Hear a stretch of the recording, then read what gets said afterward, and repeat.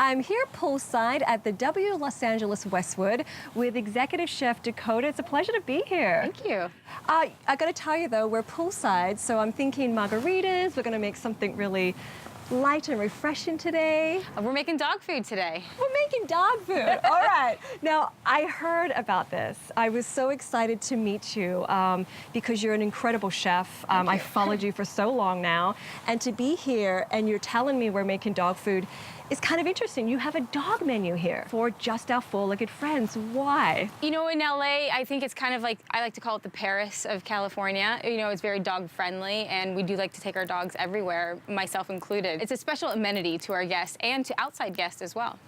I'm looking at the ingredients here. I see bananas, I see peanut butter, I see cucumber, cheese, and some yogurt. These are things that, you know, I would consider to be table foods, but you're mixing them up to serve to a dog. You've got to demystify the thought that dogs can eat table foods. Absolutely. Really? I think in this day and age, it's nice, you know, people are consciously eating for themselves. Why not feed their dogs a little bit better as well? And we all know dog food's very expensive and you can get very good high-end dry dog food, but sometimes you can just make it yourself. It's a little bit easier. That way you know exactly what your dogs are eating. You just have a little more control. You do have to supplement with some extra calcium and stuff like that, but it's also fun. I mean, for me, I don't have children. My dogs are my children, so it connects me a little bit better with them. I know, I think a lot of people feel the same way. So what are we going to be making today, Chef? So today we're gonna make Knuckles peanut butter and banana smoothie, and this is fresh bananas, some oat, peanut butter, and a little bit of flaxseed. Okay.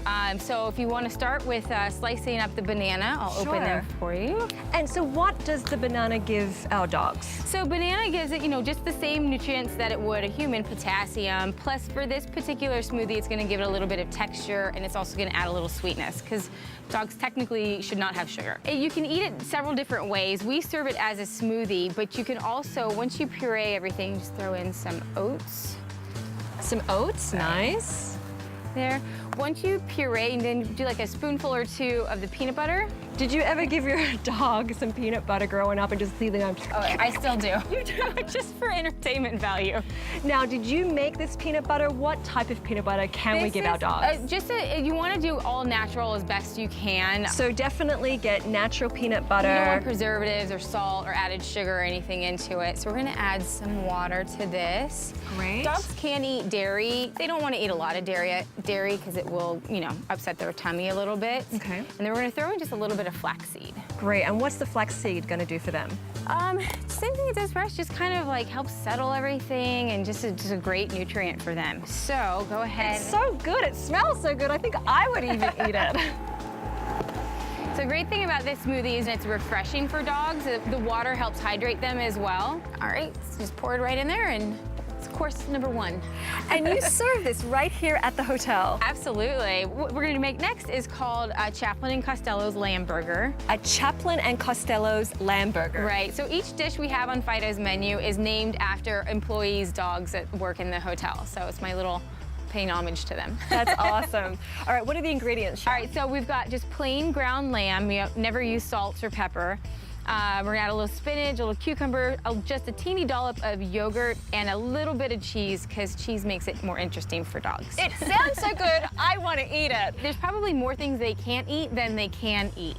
You know, grapes, we all know chocolate is bad. That gives them liver failure. Oh, wow. Actually, yeah. Okay. Grapes, raisins, avocados. I've got a whole new lease on what dogs can now eat. That's good. Okay, I've got my cucumber all cut up, so Chef. we're just gonna keep that there. Okay. We're gonna wait for our lamb to cook a little bit. Kind of another myth out there is feeding them raw food. Because of the same reasons, E. coli, there's bacteria, and if you don't know where your meat's coming from, always cook your meat to well done.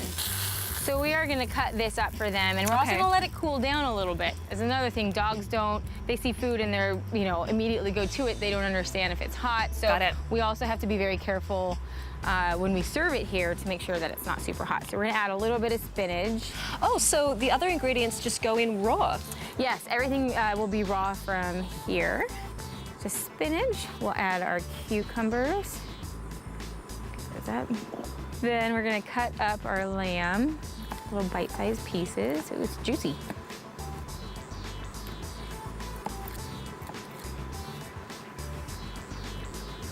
the more air it gets to it, it cools down rather quickly. And then just a dollop yogurt, a little bit of cheese.